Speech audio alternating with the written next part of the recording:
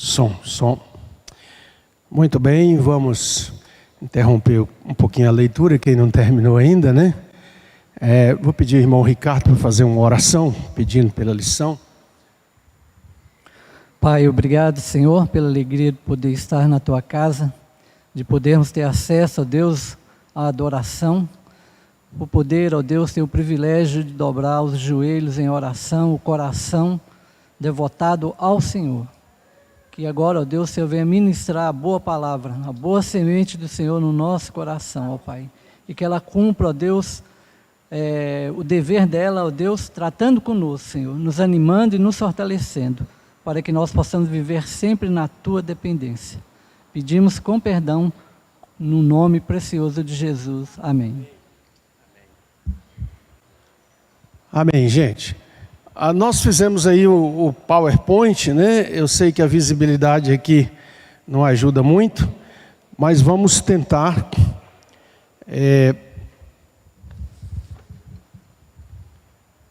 pelo menos dar uma direção didática melhor, né? Já que nós estamos tendo essa dificuldade de uma classe muito grande, acaba sendo mais uma palestra do que um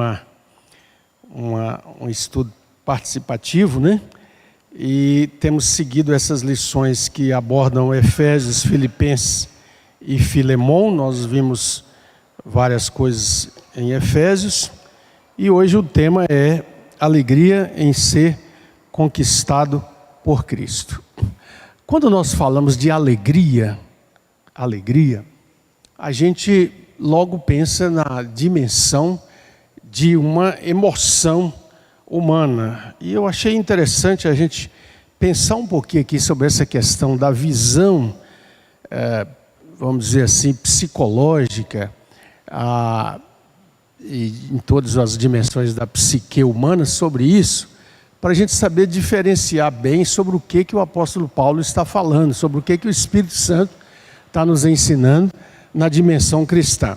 Então vamos lá, nós estamos com a ajuda ali do irmão Lucas. Passa para nós o próximo quadro, por favor, querido. Vamos tentar andar mais depressa.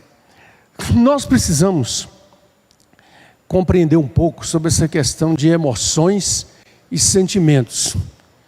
Alguém que já estudou psicologia, ou está na área, ou trabalha na área, sabe, né? E a gente quer fazer apenas uma apanhada aqui, muito superficial.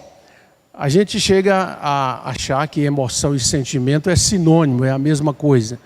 Na verdade, são coisas diferentes, mas tem realmente uma conexão. A emoção é definida como um conjunto de respostas químicas e neurais que surgem quando o cérebro sofre um estímulo do ambiente. Então, quando há um estímulo cerebral, a emoção se manifesta. Por exemplo, você está caminhando pelo campo, tranquila, né? Apreciando as flores e de repente olha para trás, vem um touro bravo. Ou vem uma vaca que você não sabe bem quais as intenções dela, né? Logo o cérebro ativa uma questão dentro da área da emoção. Agora, sentimento é tido como uma resposta à emoção. É como a pessoa se sente diante daquela emoção. Por exemplo, o cérebro ativou e logo você sente, porque o touro está vindo, qual é o sentimento? De medo, não é? Porque ele vai ativar alguma coisa em você. Você ou a pessoa é exposta diante de alguma situação, o cérebro libera os hormônios, eles alteram o nosso estado emocional.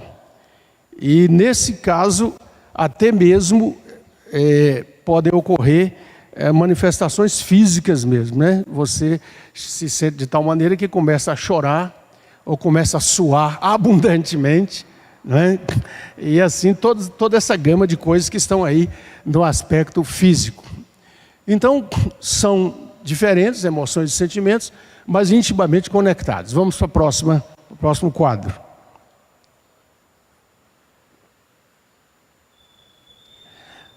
Então, os estudos dizem que há 3 tipos de emoções. Emoções primárias, vamos lá, primárias, secundárias e de fundo. Aquelas emoções primárias são aquelas muito fáceis da gente perceber, não é? A gente percebe claramente no outro uma relação de medo, de alegria primária. Secundárias são aquelas emoções mais difíceis de notar. Podem estar presentes, mas elas não são facilmente notadas, como o nervosismo, a culpa, a vergonha, alguma coisa que está mais escondido, né? E as de fundo são aquelas que estão muito mais no mundo interno. A pessoa, você está calmo, né? É uma coisa que está muito de dentro do ser da pessoa, né? Às vezes, por exemplo, você está extremamente fadigado, há uma fadiga intensa, mas você não revela aquilo não está claro, a pessoa olhar e conversar com você. Essas 5 emoções são chamadas, dentro dessa área da psicologia, né, de emoções universais. O que quer dizer uma emoção universal? Que tem acontece com o chinês, com o nepalês, com o peruano, com o brasileiro, né? O ser humano tem uma universalidade. Então essas emoções são, vamos lá? Medo, raiva ou ira, nojo, tristeza e alegria. E aí eu quero pedir a atenção de vocês, porque a gente vai perceber uma diferença na abordagem que é feita pelas ciências psicológicas que estudam a psique, os sentimentos humanos e a perspectiva bíblica. O medo é um mecanismo de proteção que nos mantém vivos. Essa é uma dimensão, né, do medo, porque não fosse o medo, você não fugiria de uma situação perigosa, não é? Então é algo que está muito ligado realmente a esse mecanismo de proteção.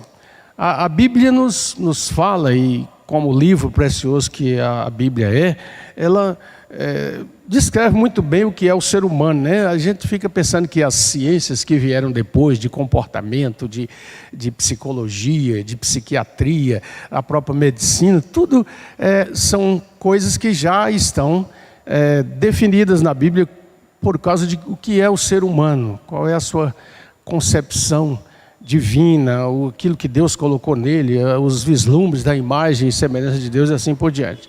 Alguém leia para mim, por favor, rapidamente, Mateus 14, verso 26. Vamos me ajudar aqui. Mateus 14, 26.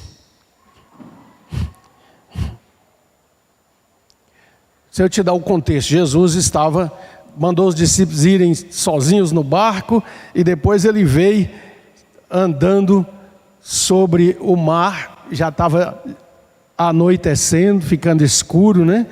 E o que diz Mateus 14, 26? Vamos ler juntos? E os discípulos, ao verem Jesus andando sobre as águas, ficaram o quê? Eles não ficaram só com medo, eles ficaram aterrados. Né? Eles gritaram de medo. Então é uma reação muito própria realmente do ser humano. A raiva ou ira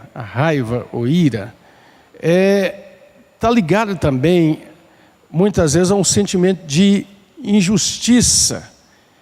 A ira, conforme a Bíblia fala, ela está ligada muitas vezes a uma indignação. Nós estudamos, né, lá em Efésios, Paulo falando, irai-vos e não pequeis. Você pode irar no sentido de sentir raiva por uma situação que você viu que é injusta, que alguém está sendo massacrado, espoliado nos seus direitos e assim por diante, né? Mas ela é uma reação. Salmo 76, verso 10. Vamos ver também uma citação bíblica aqui. Salmo 76, verso 10.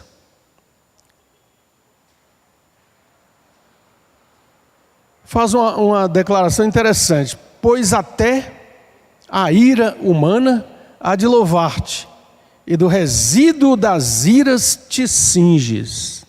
Esse texto, por si só, daria um outro estudo, né?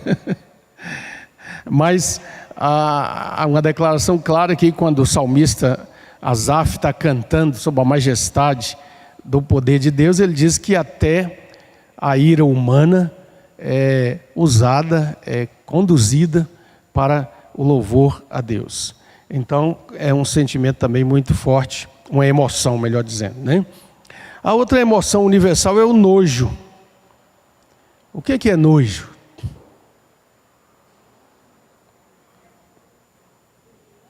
Na nossa concepção, repugnância, né?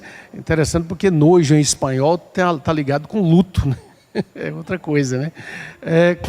Mas é aquele sentimento de repulsão que a gente sente, que está muito ligado ao nosso sistema digestivo, gastrointestinal, né?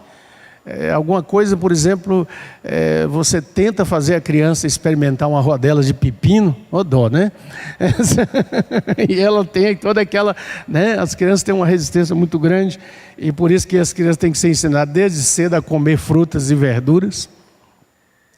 Um dia desse, um amigo me falando sobre uma situação de um menino de 11 anos que nunca colocou na boca nada de uma fruta ou uma verdura. Isso é um absurdo. Né? A hegemonia dos avós fazem que ele só coma o que quiser. A gente pensa o que isso vai dar mais na frente, né? Não só na área da alimentação, mas em outras áreas. É aquela sensação de desagrado, né? Que é também uma emoção universal. Depois temos a tristeza. O que é tristeza, gente? Queria saber de todos que estão aqui nessa manhã, quem nunca sentiu tristeza? Tem alguém aí que levanta a mão? Eu quero aprender com você, né? Mas nós sabemos que é de fato uma emoção universal, caracterizada por um estado de desânimo, de cansaço, de solidão, A psicologia diz que essa emoção, ela pode ser normal e saudável, desde que ela seja contida no tempo próprio, né? No espaço próprio. Jesus disse, na sua sabedoria e amor precioso, alegrai-vos com os que se alegram e chorai com os que choram. E há momentos, Jesus chegou a dizer, certa ocasião, agora chorai e lamentai. Se tem um texto que me sensibiliza muito o coração, é Jesus chegando no alto daquele monte que vinha ali dos lados de Betânia e contemplando Jerusalém, naquele dia da entrada triunfal, que é a última semana da paixão de Cristo, e diz que Jesus vê a cidade e chora. Aliás, são duas ocasiões, né? Qual foi a outra ocasião que Jesus chorou? Lá, quando a irmã de Lázaro, né, vai até ele, né? E aquele texto é tremendo, Jesus chorou.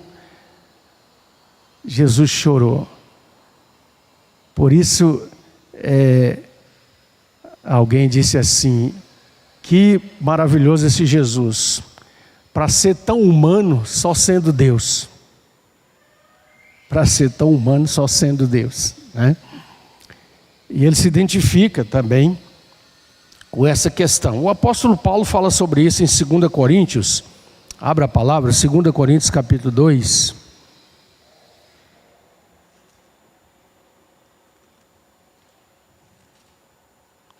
Segunda Coríntios capítulo 2, versículos 5 e 6. Se você ler com atenção a primeira carta, você vai ver que o apóstolo Paulo é muito incisivo sobre alguém que tinha cometido um pecado, uma ação pública, que agrediu toda a igreja, que foi muito notório. E ele fala que essa pessoa precisava ser disciplinada, afastada do meio da comunhão, principalmente da comunhão da ceia do Senhor, e que essa pessoa precisava sentir, experimentar a dureza da sua rebeldia, do seu pecado e tal. Mas eu fico maravilhado porque quando o apóstolo Paulo continua a explicar aos coríntios por que ele ainda não tinha ido lá, ele tinha prometido ir, a sua demora, e ele diz uma coisa muito interessante aqui no versículo 5, 2 Coríntios 2, 5. Ora, se alguém causou tristeza, não o fez apenas a mim, mas para que eu não seja demasiadamente áspero, digo em parte que causou a todos vocês. Basta-lhe a punição pela maioria, de modo que deveis, pelo contrário, fazer o quê? Perdoar-lhe e confortá-lo, para que ele não seja consumido por excessiva tristeza. Nós não podemos permitir que esta emoção da tristeza se torne excessiva na nossa vida. Nós temos que ter o espaço, sim, para chorar. A coisa mais negativa que alguém pode dizer num velório para os parentes é: não chora não. Não, pelo contrário, chore. Derrame suas lágrimas, porque esse também é uma dádiva, um meio que Deus nos concedeu. Para que a gente, a verdade é que sabemos dessa transitoriedade de tudo, e nessas horas isso se torna muito mais intenso, muito mais doloroso. Mas a tristeza, ela tem níveis de intensidade. A tristeza pode vir de um pequeno desapontamento a uma grande angústia. E a gente precisa, às vezes, compreender essas coisas, porque ela é causada na nossa vida por esse desencontro, por esse desajuste, essa quebra de ordem que aconteceu com o pecado humano. Essa semana eu fiquei muito triste, eu e a Ruth. Ela recebeu uma mensagem do filho de um moço que, de vez em quando, pelo menos umas 2 vezes por ano, ele ia lá em casa cuidar das árvores. Ela tem muita planta e ele passava ali uns 2, 3 dias limpando, cortando, desgalhando aquele negócio todo, E da última vez que ele esteve lá, foi esse ano, não foi? Uns 2 meses, 3 meses atrás. Nós notamos que ele estava muito triste. E eu me lembro que, ao acertar com ele lá no final, eu orei com ele, dei umas palavras de exortação para ele, mas ele me diz assim: olha, pastor Rodinó, eu sinto que minha missão já está cumprida e tal. Mas nós sabemos que ele veio de uma desilusão tremenda, porque a esposa o deixou, e ele vinha numa luta para tentar vender uma casa, para resolver essa questão, e uma coisa assim muito, muito forte. E ontem, foi ontem, anteontem.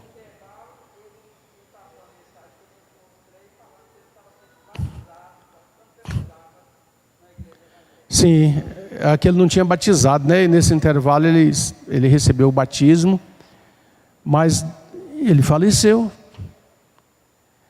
Então, assim, a gente fica muito perturbado com isso, porque muitas vezes nós podemos estar lidando com alguém que foi salvo, é salvo em Cristo, tem a convicção de fé na palavra de Deus e tudo mais, mas se sente muito impotente para lutar contra algo que parece grande demais, não é? Grande demais. Aí nós temos a questão da alegria. Eu deixei por último, porque a alegria é tida, quando é caracterizada apenas como emoção no ser humano, como a emoção mais positiva, porque ela está ligada ao prazer e à felicidade. É uma das formas que o nosso corpo tem para incentivar a ação, não é? Você está com vontade de fazer aquilo te dá uma grande alegria, né? Eu preciso comprar uma chácara, e eu preciso fazer essa chácara, eu preciso construir uma casa assim assada, eu quero fazer isso, e há um sentimento que impulsiona, né? Para você colocar tudo naquilo, focar e tudo mais. Isso enquanto emoção, porque está ligado a um mecanismo de recompensa, não é? Que nos motiva. Mas, quando nós temos a dificuldade de lidar com as frustrações, você está no caminho dessa grande alegria de fazer uma coisa, mas de repente vem algo e frustra tudo, impede tudo, né? E aí você de repente volta a estaca zero. Um dentista aqui da cidade, nós começamos a conversar e ele me contou a história do seu pai, que também era daqueles cirurgiões, dentistas mais antigos, né? E ele falando de uma construção que o pai dele queria muito fazer e começou a fazer e conseguiu, não sei se foi só um engenheiro ou um mestre de obras, mas quando colocou a segunda laje, a casa veio toda abaixo. Então você imagina, né? E ele dizia assim, eu senti que a partir daquele momento meu pai ficou extremamente frustrado com as coisas, com a vida. Porque, e é isso que nós também como cristãos, amados e amadas, precisamos pensar, porque no contexto do mundo materialista que nós vivemos, as coisas estão muito ligadas a esse desfrute, a esse obter coisas. E nós acabamos tendo uma gangorra emocional, alegria e tristeza. Deu certo a alegria, falhou um pouquinho baixo aqui, não é? E ficamos assim, à mercê de algumas coisas. 2 Coríntios, capítulo 20. É 2 Coríntios ou é 2 Crônicas? Agora me deu a dúvida aqui na minha anotação. Mas eu penso que é 2 Coríntios. Não, é 2 Crônicas mesmo, capítulo 20. Lá no Antigo Testamento.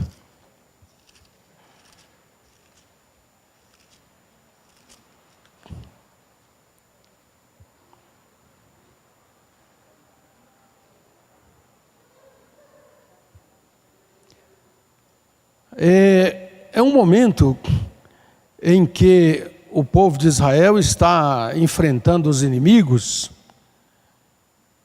e no versículo 27, 2 Crônicas 20, há uma batalha ordenada por Josafá contra os moabitas, os amonitas, né, que ameaçavam o povo.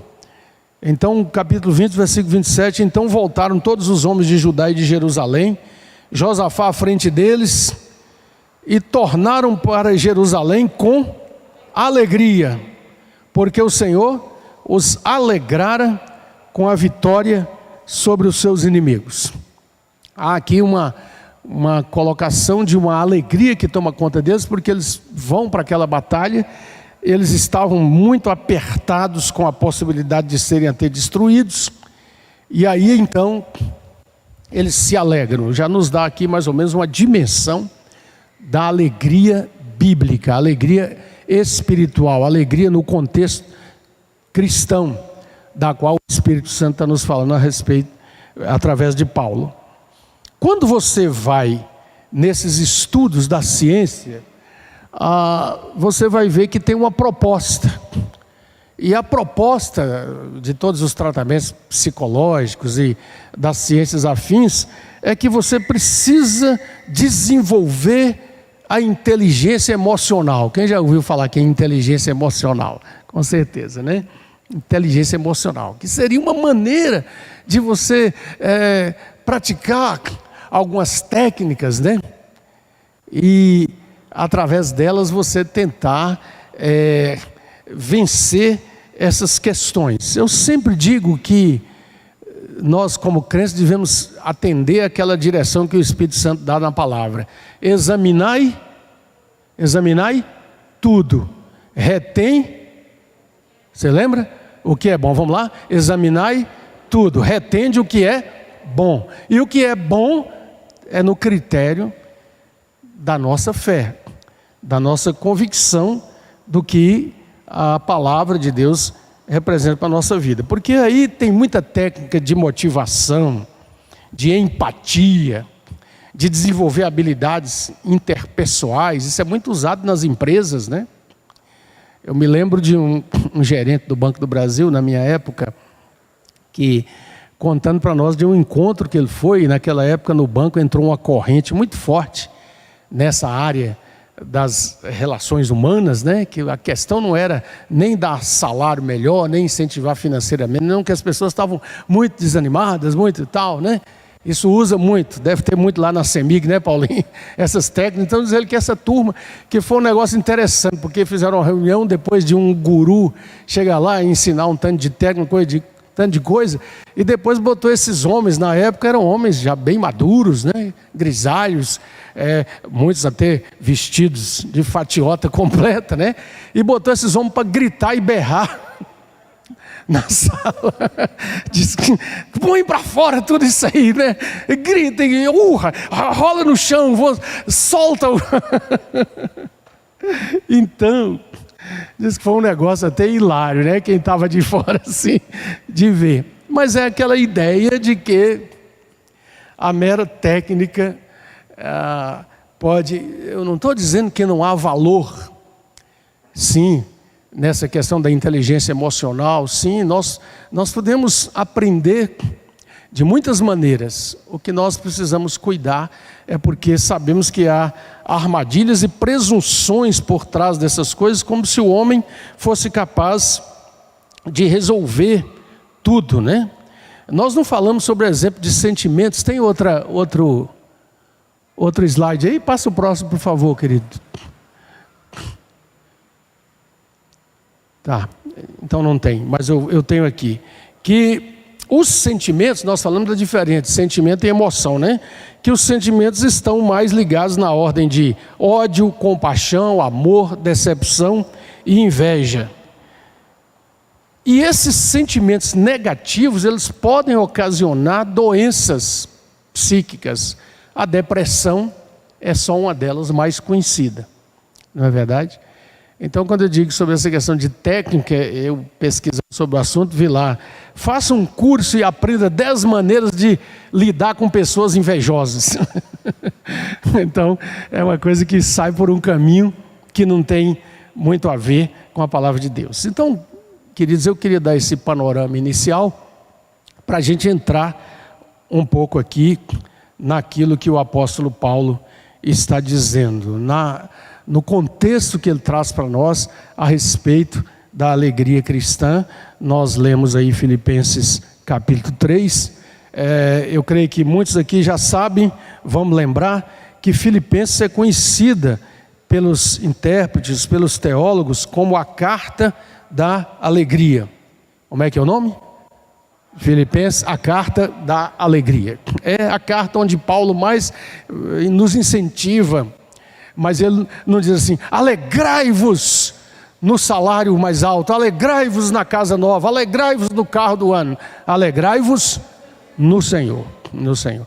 As outras coisas são dádivas, são importantes, vêm, sim, e trazem também um sentimento bom, sim, nada de mal naquilo que é honesto, que é gratificante, que não ocupa o lugar de Deus na nossa vida, né? Mas alegrai-vos no Senhor. Fiquem de pé um pouquinho, porque já tem tempo que estão sentadas, não? E aí eu vou sentar.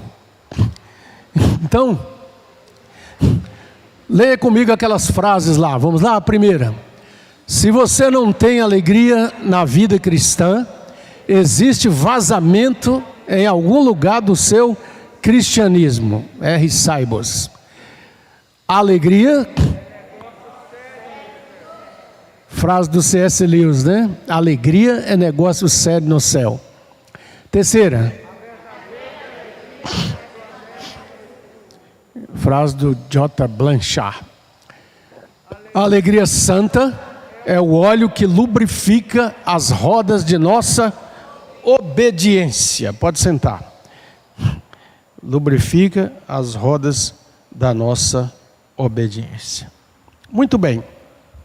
O outro slide, querido. Vamos tentar ver se a gente vai até o fim. Tem algumas convicções que Paulo vai mostrar para nós nesse texto de Filipenses 3. E eu quero desafiar a nós todos aqui para a gente ir conectando nossa mente naquilo que nós vimos na primeira parte, né? Para a gente ir mostrando esse contraste, essa diferença. Não que a Bíblia não reconheça as coisas da nossa psique, mas mostrando um caminho mais excelente. Todos nós queremos uma vida de alegria. Uma palavra-chave no final do século passado, em todas as dimensões da sociedade humana, e uma palavra-chave sempre para nós é felicidade. Todo mundo tem um anseio e muita coisa é tecida em torno dessa questão. Se é para você ser feliz, ficar feliz, vale a pena, faça. Pula de ponta, não é? Às vezes essa é a ordem, a direção clara que nós temos. E com isso nós temos criado uma sociedade em que parece que todo o sentido da vida humana é buscar ocasiões felizes. Seja feliz nisso, naquilo, naquilo outro. Não, vai lá. Não, você gosta dessa comida, custa caro, compra, dá esse presente para você mesmo. Faça dívida, usa o cartão. O cartão já encheu, pega outro. Todo dia não está chegando uma oferta para você no celular de mais um, mais outro, né? E assim nós vamos tendo uma sociedade realmente sobrecarregada. Acho que não acontece com vocês, que todo mundo aqui é tranquilo, né? Não gasta muito. Mas o apelo é muito forte em cima disso. Aí eu me lembro que Stanley Jones, o missionário da Índia, conta uma história, quando ele está falando sobre esse assunto, de uma vovó que vivia longe dos netos, em outra cidade, mas um dia ela foi até a cidade lá dos netos, os 2 netinhos, e falou: vou pedir aos pais, vou levá-los para o parque de diversão, vou pagar os brinquedos mais caros que tiverem lá. Esses meninos vão ter um dia de príncipes, né? Os pais eram de pouca condição econômica, e ela foi com os meninos e tal, chegou lá, né? Dá um algodãozinho doce para o menino. Olha, você vai andar agora naquele brinquedo ali. E os olhinhos do menino e tal. E ela foi lá, já entregou o ingresso. Os meninos subiram naquele trem lá que gira e tal. E daqui a pouco os meninos danaram a chorar de medo. Aí, assustados com aquilo ali, né? Ela, para, conseguiu, tirou os meninos. Ela sacudiu os meninos pelo ombro. Eu trouxe vocês aqui, não foi para chorar, foi para alegrar. Você está entendendo a aplicação, né? Stanley Jones aplica assim: nós nos damos brinquedos caríssimos. Esse brinquedo pode ser aquela camisa da grife que custa R$1.000, aquele tênis que não sei o quê, você sabe o que eu estou falando. E queremos que isso, de alguma maneira, seja a fonte que nos mantenha alegres, que nos mantenha satisfeitos. E Stanley Jones, no jeito poético dele, ele diz: nós sacudimos nossas pobres almas buscando despertar uma alegria que não está dentro do coração, não está dentro. Então o apóstolo Paulo aceitou algumas perdas na vida dele. E aí eu queria que você volta para Filipenses 3, vamos entrar mais fundo aqui na palavra, porque a palavra é mais importante do que qualquer coisa, né? Não estamos falando de nós, mas estamos falando da palavra de Deus, e ela que precisa trazer para nós todo o ensino que só Deus pode trazer. Do verso 2 até 7 ele fala de perdas que aceitou. Do verso 8 a 11, nós estamos só no capítulo 3, ele fala da vida íntima que ele experimentou. Do verso 12 a 16 ele fala do quê? O alvo definido que ele almejou.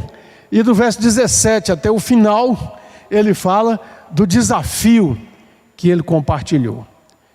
Então vamos investigar um pouquinho aqui essa caminhada do apóstolo, porque eu creio que nela tem alguma coisa que pode ser útil e preciosa para nos ensinar essa questão da alegria de ser conquistada por Cristo.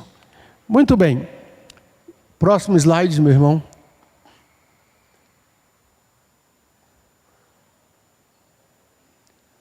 Vamos olhar, não naquela ordem, né? Mas vamos pensar aqui na questão do alvo almejado. Espera aí, tem um slide antes desse, querido. Não tem? Vamos lá. Tem um que fala sobre as perdas que ele aceitou. Veja lá para mim. Pode ser que embaralhou um pouquinho aí, né? Não.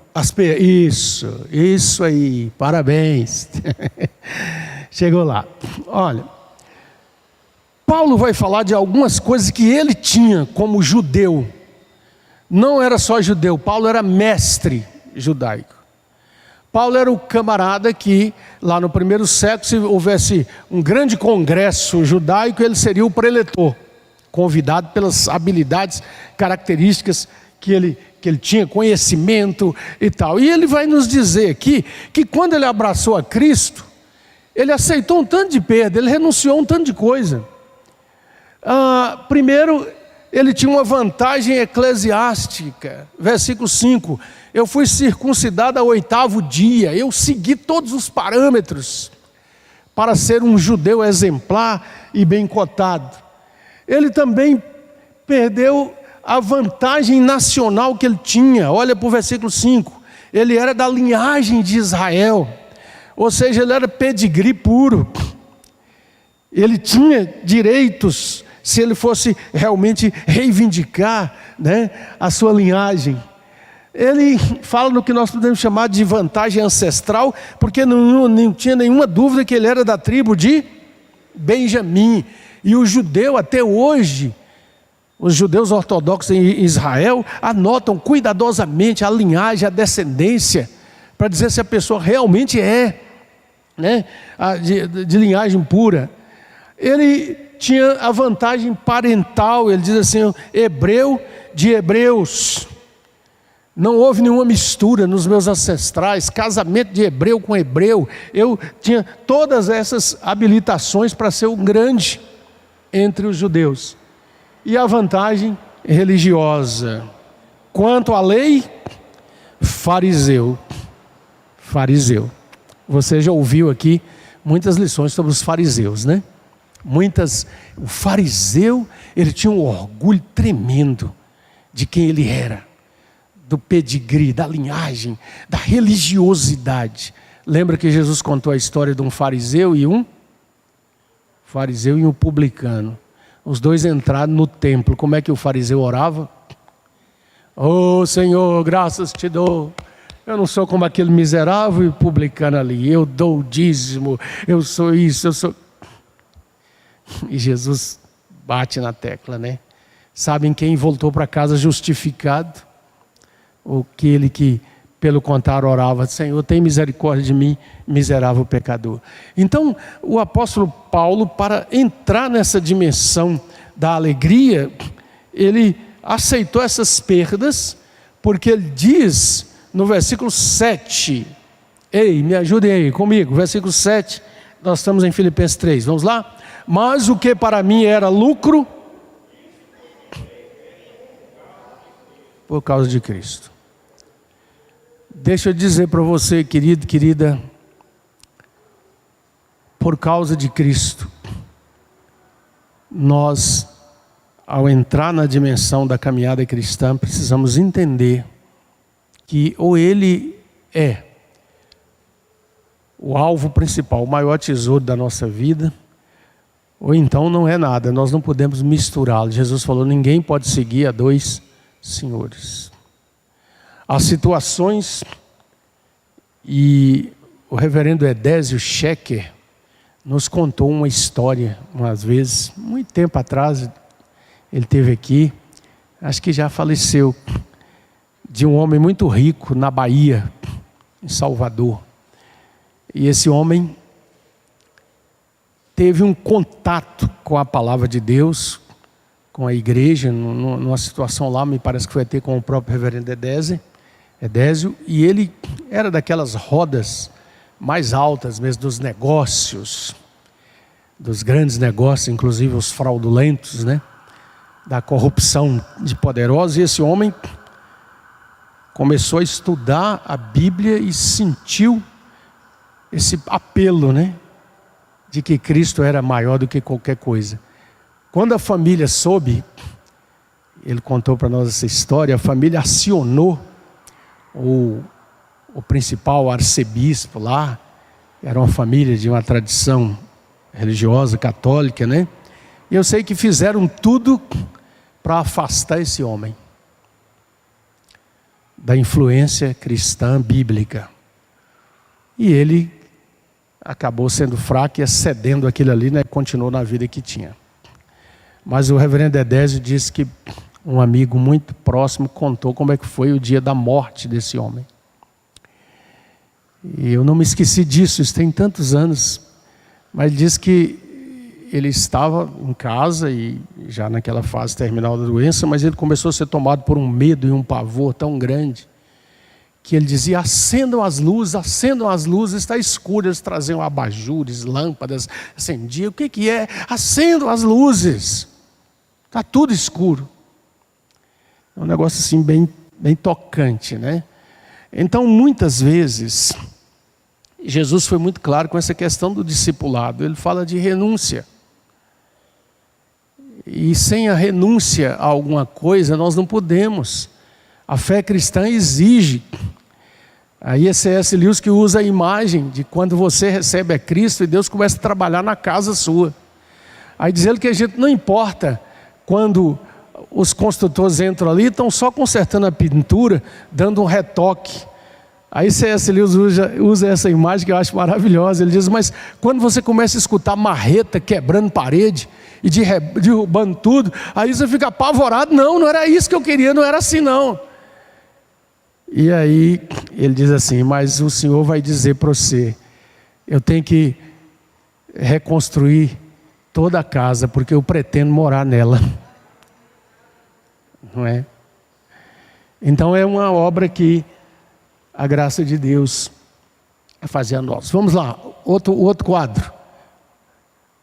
O alvo que o apóstolo está almejando, né? Aconteceu um Z fora de lugar ali, né? Almejado. Vamos lá. Atitude de mente. Ei, repita comigo, vocês estão aí ainda? Atitude de mente, esforço, o alvo e o prêmio. Então nós vemos aqui que o apóstolo é muito claro quando ele diz,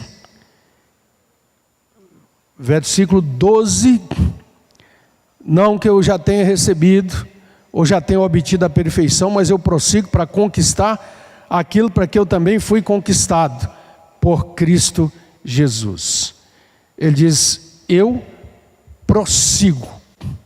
Diga: eu prossigo. A realidade da alegria cristã, não como uma mera emoção, nós vamos ver na conclusão, mas como um dom, uma qualidade moral. Ela está dentro de uma atitude que nós precisamos tomar para prosseguir. Nessa minha longa caminhada com a igreja, desde a minha adolescência, quando tive a experiência de conversão, eu tenho observado isso, que a grande questão comigo, não adianta a gente falar de experiências dos outros, elas nos inspiram, mas nós precisamos ter as nossas. A grande questão é o desafio que nós temos para prosseguir. Há muitos tropeços que querem nos impedir de avançar. E Paulo diz que para prosseguir tem que haver esforço. Vamos lá? Versos 13 e 14. Eu não julgo que tenha alcançado, Mas uma coisa eu faço. Qual é? Esqueci-me das coisas que para trás ficam, avançando para as que estão diante de mim, prossigo para o alvo, para o prêmio da soberana vocação de Deus em Cristo Jesus. Concentrar-se no alvo, num só alvo, esquecer as coisas que ficam para trás, avançar para aquelas que estão diante de nós. Porque o alvo às vezes vai nos parecer um tanto distante e em alguns momentos parecer inalcançável. Essa é uma verdade que a Bíblia nos ensina o tempo todo. Eu sempre penso que a nossa geração hoje, essa geração que está hoje aí com 20 anos, 20 e poucos anos, 15, mas 20 porque já é um ser humano adulto, né? 18, 19, 20 anos. É uma geração que precisa muito da nossa compreensão, da nossa oração, porque é uma turma que já nasceu totalmente mergulhada nesse mundão digital, que tudo está cada vez mais ao alcance da mão dentro do aparelho celular, não é? Parece que todo problema que você tem na vida você resolve baixando o app. Baixa o app. Você quer isso, você quer aquilo? Eu fico impressionado, como até nas conversas com jovens aqui na igreja, quando a gente está com eles aqui, no futebol, na reunião, como eles surge uma dúvida de uma coisa, peraí, que eu vou ver aqui a resposta aqui agora. Não é? Então fica parecendo que não há necessidade de nenhum esforço mais. Eu não sei, tem vários irmãos e irmãs aqui que trabalham na área da educação, né? Eu não sei se esse negócio de não aprender mais a tabuada, não saber mais, até que ponto vai impactar. Talvez eu esteja falando bobagem, né? Porque as contas já estão feitas, é só clicar, não é? E qual o impacto que isso vai ter na dimensão do nosso cérebro? Porque isso não mudou. Todo o conhecimento científico desenvolvido até agora do cérebro é que é um dos órgãos mais elásticos do nosso corpo. Quanto mais você aprende, mais ele cria conexões, sinapses, né? Então assim, essas coisas, claro, vai ter muito a ver, e tem muito a ver, e nós precisamos conectá-las, nós precisamos de pensadores cristãos para esse tempo, né? O que isso impacta realmente a nossa espiritualidade. As coisas não podem ser sem esforço, sem dedicação. E depois o apóstolo fala sobre o prêmio, né? Versículo 14, prossigo para o alvo, para o prêmio da soberana vocação de Deus em Cristo Jesus. O que é vocação, gente? Quais são os sinônimos que nós podemos pensar quando nós falamos de vocação? É um chamado? É algo que foi dado para você e para mim para fazer na vida? Como é que é, Salvador?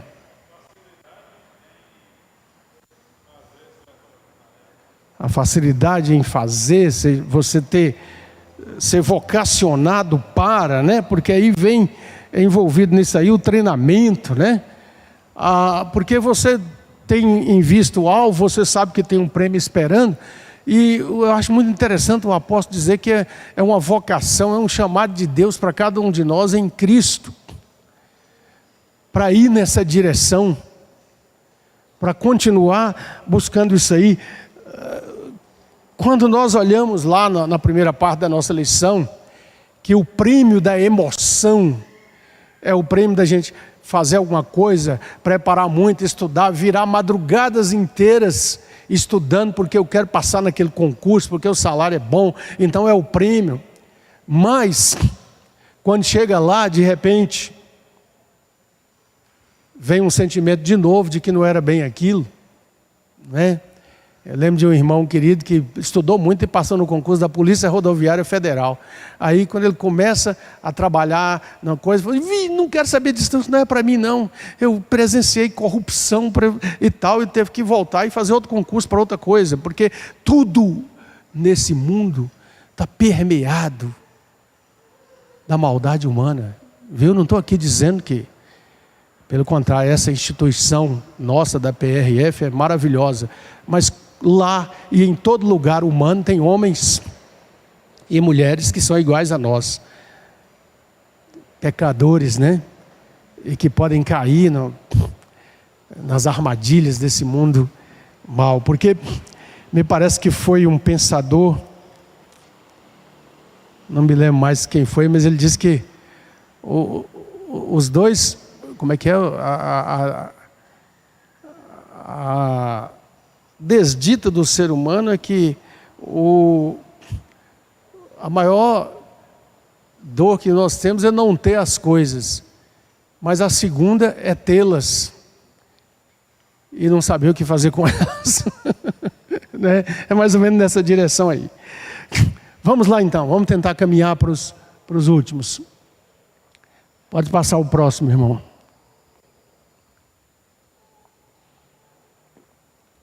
Então Paulo nos compartilha conosco um desafio: evitar os maus exemplos, imitar o exemplo de sua vida, aguardar a pátria celestial e esperar a gloriosa transformação. Enquanto caminhamos, enquanto peregrinamos, nós precisamos olhar para isso que ele fala aqui. Primeiro ele vai falar de gente que só se importa com a carne. Verso 19, o texto aqui é forte. O destino deles é a perdição, o Deus deles é o ventre, a glória deles está na sua infâmia, visto que só se preocupam com as coisas terrenas. Meu Deus, é tudo que eu não quero, que eu peço a Deus livramento. Nós como crentes devemos dizer assim, que nós não sejamos pessoas tais que estejam nessa roda absurda, gananciosa, terrível, invejosa da máquina com que tudo roda, onde o mais importante é isso.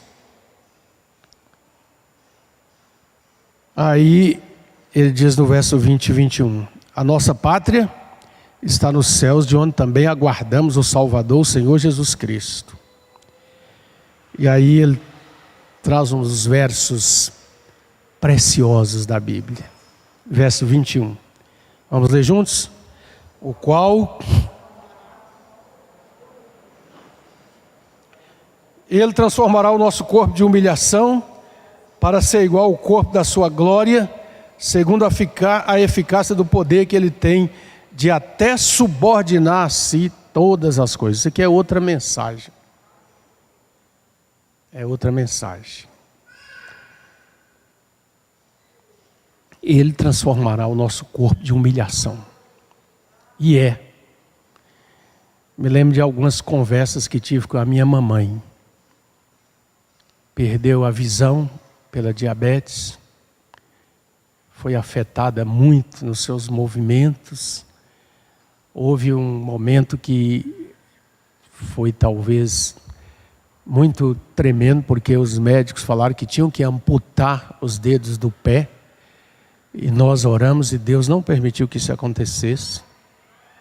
Mas eu dizia para ela, às vezes tivemos a oportunidade de ler juntos textos como esse. Um dia, o nosso corpo que é humilhado, quebrado, que vem todas as limitações, que a gente às vezes não consegue nem subir um degrau de escada, que sofre todas essas coisas, esse corpo um dia será gloriosamente transformado.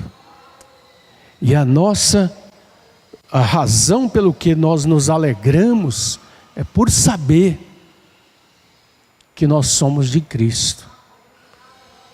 Então o último quadro, querido, eu creio que é o último. Vamos lá? Então ele fala que ele experimentou, essa é uma declaração tremenda. que Paulo fala que ele quer conhecer a Cristo. Acha para mim aí onde é que está esse verso? Ele fala que quer conhecer a Jesus na sua experiência preciosa, versículo 10, não é? Para o conhecer e o poder da sua ressurreição e a comunhão dos seus sofrimentos, conformando-me com ele na sua morte. Paulo diz, eu quero. Aí eu leio esse texto e fico pensando, mas Paulo, você não conhecia Jesus? Você não realizou coisas extraordinárias por ele? Você não viu ele presente com você naquele navio sacudido pelas ondas, daquela descrição daquela viagem lá em Atos? Você não disse naquele dia para os marinheiros, todos assustados, preparados, já entregues para morrer, famintos, e ele disse assim, o Deus de quem eu sou e a quem eu sirvo, me deu a vida de todos vocês. Fiquem animados, comam, distribuiu comida para eles. Porque eu sei que vai acontecer do jeito que ele me falou, mas Paulo está dizendo aqui, e aqui em Filipenses ele está caminhando já para o final da sua jornada, ele diz, eu quero conhecer. Eu quero conhecer o poder da sua ressurreição, me identificar com ele na comunhão dos seus sofrimentos, porque ele é a fonte da minha alegria.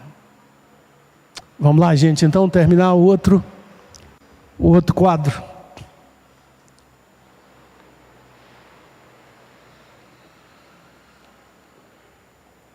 Então, queridos e queridas, por mais que a psicologia, as ciências humanas, da psique humana, toda aí está nos dizendo que é uma questão de sentimento, de emoção, de atividades neurais, de sistemas de recompensa e luta e tal, e nós sabemos que há verdade nisso, porque Deus nos fez integrais, corpo, alma e espírito.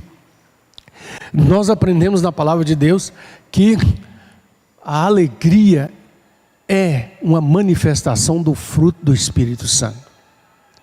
E é por isso que em Isaías 61:3 ele fala, o Senhor me ungiu com óleo de alegria.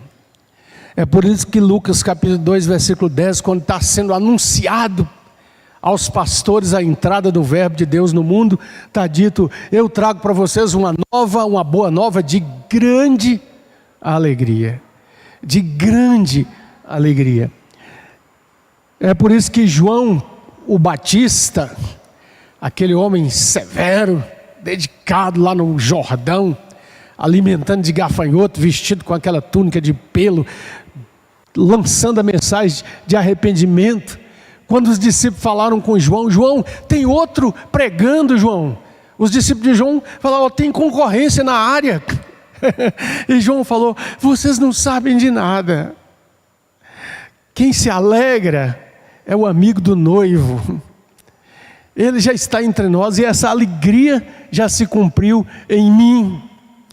O próprio Jesus em João 16:20, os discípulos estão, vamos abrir esse texto lá, queridos, esticar um pouquinho mais aí, João 16:20, eles estão tristes, eles estão lamentando, porque Jesus está dizendo, vai ser preso, vai ser levado, eles ficarão dispersos, é o pensamento deles, né? Em verdade eu vos digo que chorareis e vos lamentareis, e o mundo se alegrará, vós ficareis tristes, por um tempo, né? Mas a vossa tristeza se converterá em alegria, A mulher, quando está para dar à luz, tem tristeza porque a sua hora é chegada, mas depois de nascido o menino, já não se lembra da aflição. Imagina uma mãe, primeira viagem, né, com o filhinho no colo, o prazer que tem de ter nascido ao mundo um homem. Assim também agora vós tendes tristeza, mas outra vez vos verei, o vosso coração se alegrará, e a vossa alegria ninguém poderá tirar. Oh, glória a Deus, aleluia! Ninguém poderá tirar nenhuma coisa. nenhuma frustração, nenhuma decepção, porque é uma alegria de qualidade moral dentro do que nós somos. É por isso que eu comentei aqui aquele dia que a gente alterou um pouquinho a letra daquele cântico, né? Não pode estar triste, não pode estar triste o coração que ama Cristo, não pode estar triste o coração que ama Deus. Então nós mudamos para não pode ser triste o coração que ama Cristo, porque pode, no sentido dos momentos que nós enfrentamos, né? Mas nós somos alegres por causa da mensagem de grande alegria que já entrou no nosso coração. E é por isso que nós precisamos lembrar que em Atos 8:8 fala que Filipe pregou em Samaria. É outro texto que eu vibro quando leio. E diz que começou a acontecer coisas maravilhosas, conversões, curas maravilhosas. E diz assim, e houve grande alegria naquela cidade. Fica de pé, vamos falar a última frase. Vamos lá? O fruto do Espírito é alegria. Vamos fazer um coral bem bonito aqui, 3 vezes. Pastor Roberto gosta de glória a Deus 3 vezes, né? Amém. Vamos lá? O fruto do Espírito é alegria. O fruto do Espírito é alegria. O fruto do Espírito é alegria. E aí você vai lá em Gálatas e vai ver as outras manifestações desse fruto, né? A alegria vem junto com tanto de outras coisas, né? Ou tem também a conexão com paz, com paciência. Nós não podemos pegar a coisa e restringi-la, não. Longanimidade, paciência esticada, né? Então, quando a tristeza quiser tocar e amarrar e oprimir o nosso coração, às vezes a gente precisa dizer em voz alta isso. O fruto do Espírito é a alegria. E eu já recebi o testemunho do Espírito no meu coração, dizendo que eu sou filha de Deus, ou filho de Deus. Amém? Nós agradecemos a Tua palavra, mais uma vez nessa manhã, Senhor. Nós não somos aptos, adequados e capazes de discerni-la por nós mesmos. Portanto, rogamos mais uma vez que o Espírito Santo da verdade continue a me ensinar e a ensinar meus irmãos e irmãs. E que o Senhor nos ajude a prosseguir para o alvo. Em nome de Jesus. Amém? Amém? Faz assim, dá um tchauzinho para os irmãos, né? Vamos em paz.